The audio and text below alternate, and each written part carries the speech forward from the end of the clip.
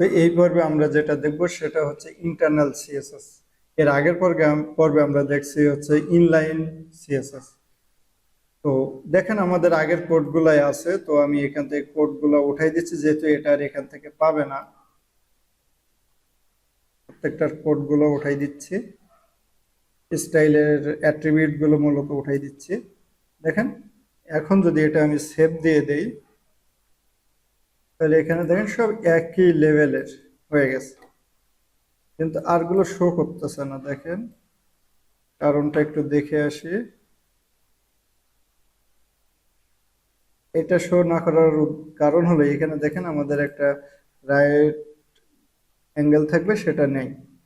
তো যার কারণে হচ্ছে মূলত এই প্রবলেমটা হচ্ছিল। একটা একটা এটা ঠিক আছে,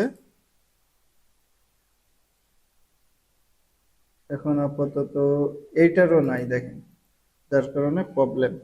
তো এগুলো ঠিক করে দিলাম, ট্যাগটাকে ক্লিয়ার করে দিলাম, অর্থাৎ আমি যখন এই যে আগের এগুলো ছিল অ্যাট্রিবিউট গুলো ছিল ওখান থেকে ডিলিট করতে গিয়ে এটা সব ডিলিট হয়ে গেছে। যাই হোক সেটা কমপ্লিট করে দিলাম, এখন শো করতেছে। এখন আমাদের কি আছে, একটা প্যারাগ্রাফ ট্যাগ আছে, সবগুলোই প্যারাগ্রাফ ট্যাগ। আমি সবগুলো প্যারাগ্রাফ ট্যাগ নিয়ে করছি, আপনারা চাইলে যে কোনো ট্যাগে এগুলো ব্যবহার করতে পারবেন।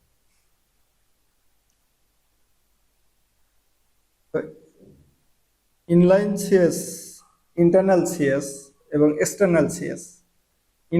আমরা আগে যেটা দেখছি সেটা তো দেখে ফেলছি, এবার হচ্ছে ইন্টারনাল সিএসএসটা দেখি। এটা করতে হবে যে মূলত আমাদের স্টাইল নামে একটা ট্যাগ নিতে হবে।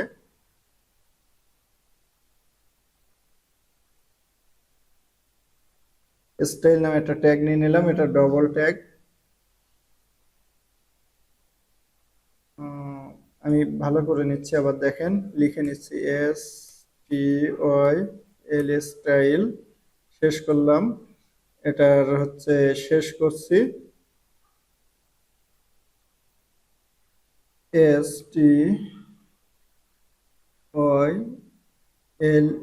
স্টাইল, শেষ করলাম। মূলত দেখেন এখানে আমি যেটা করছি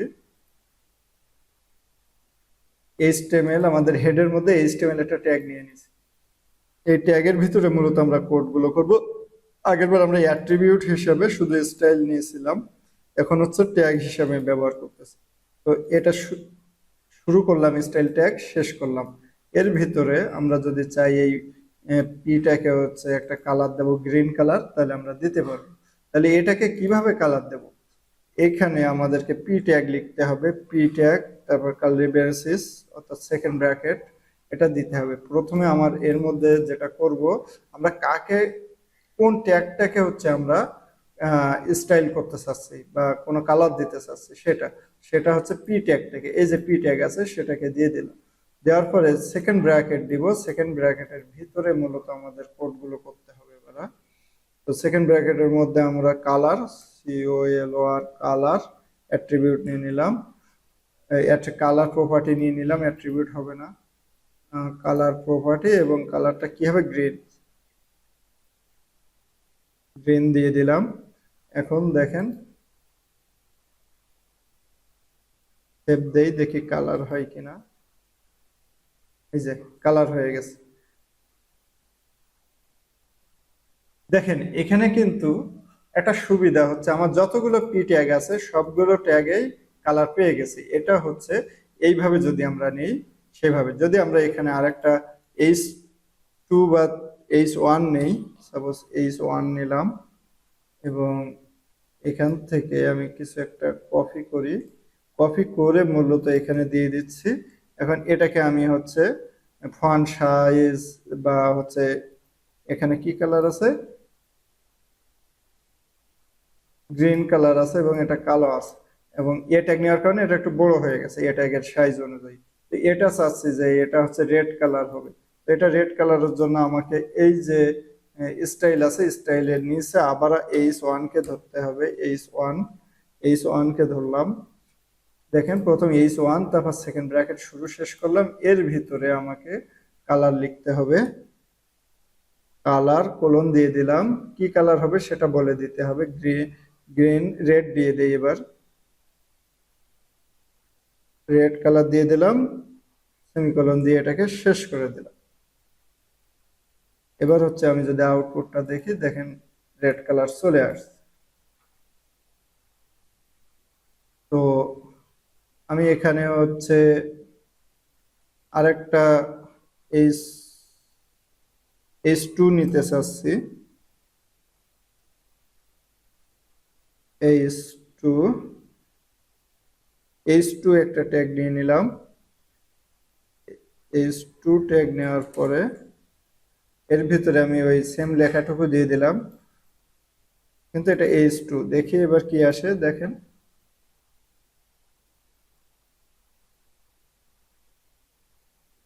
এখানটাতে সেভ করা হয়নি। যদি আমরা সেভ না দিই তাহলে ওখানে শো করবে না। এখন শো করছে। এটা হচ্ছে বোল্ড করতে চাচ্ছি বা ফন্ট সাইজটা বাড়াতে চাচ্ছি, তাহলে কি করতে হবে, আমাকে এইচ টু নিতে হবে। কোথায়? স্টাইলের মধ্যে। স্টাইলের মধ্যে এইচ টু কে ধরলাম, সেকেন্ড ব্র্যাকেট শুরু শেষ করলাম, এর ভিতরে font size font size font size লিখলাম, কোলন দিয়ে দিলাম। ফন্ট সাইজ কত পিক্সেল হবে সেটা আমাকে বলতে হবে। তো ফন্ট সাইজ মনে করেন যে 50 পিক্সেল দিয়ে দিলাম। যেহেতু এইচ টু কে আলাদাভাবে সাইজ দেওয়ার প্রয়োজন হয় না, কারণ একটা নির্দিষ্ট মাপ আছে, তারপরেও আমরা একটু বড় করতে চাচ্ছি, যে এর যে মাপ আছে তাছাড়া আর একটু বড় করতে চাচ্ছি, এজন্য এইচ টু কে ধরলাম। ধরার পরে এখানে ফন্ট সাইজ হিসাবে 50 পিক্সেল দিয়ে দিলাম এবং সেভ দিলাম। সেভ দেওয়ার পরে দেখি এই লেখাটা দেখেন বড় হয়ে যায় কিনা। দেখেন বড় হয়ে গেছে। আমি যদি এই লেখাটাকে আবার চাচ্ছি যে গ্রিন কালার দিতে, তাহলে গ্রিন কালার দিতে পারবো। তাহলে গ্রিন কালার দিতে গেলে এইখানে যে কমা সেমিকোলন আছে, সেমিকোলনের পরে এখানে কালার তারপর হচ্ছে গ্রিন,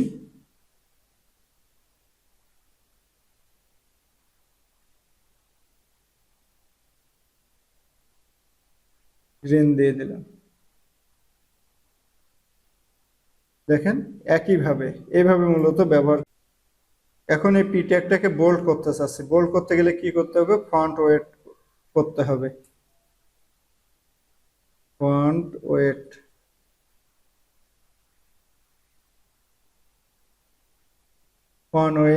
কোলন দিয়ে বোল্ড লিখে দিলাম, সেমিকোলন দিয়ে এটা শেষ করলাম।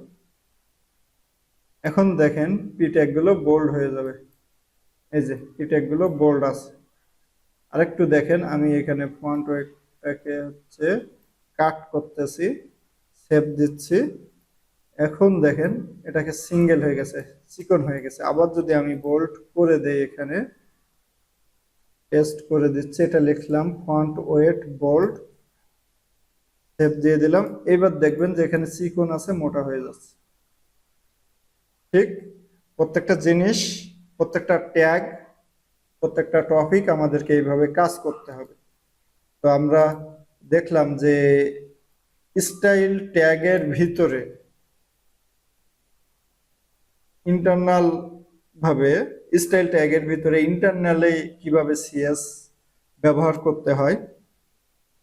এখানে আরেকটা জিনিস দেখেন, আমি যে এখানে পি ট্যাগের মধ্যে যে কালার নিছি, সব যতগুলো পি ট্যাগ আছে সবগুলোতে কিন্তু সেটা হয়ে গেছে। আমি যদি এইচ ওয়ান ট্যাগ আরেকটা নেই, এখানে নিয়ের ভিতরে সাবজেক্ট চেঞ্জ করি, তারপর সেখান থেকে আরেকটু কিছু কপি করে দিচ্ছি, যে এইচ ওয়ান ট্যাগের ভিতরে এইগুলো সব দিয়ে দিলাম। দেখেন সব কিন্তু এই রেড হয়ে যাচ্ছে। কারণ কি? এইচ ওয়ান ট্যাগ আমার ডিক্লেয়ার করা আছে। এই যে এইচ ওয়ান ট্যাগের মধ্যে আমার কি নিতে হবে সেটা ডিক্লেয়ার করা আছে। আমরা তবে এখন আপনাদের প্রশ্ন আসতে পারে যে আমি দুইটা পি ট্যাগ নিছি, সেক্ষেত্রে আলাদা আলাদা কিভাবে করব। তো আমরা নেক্সট পর্বে সেইগুলো আলোচনা করব কিভাবে করতে হয়। তো এই ক্লাস এই পর্যন্তই রাখছি। ধন্যবাদ সকলকে।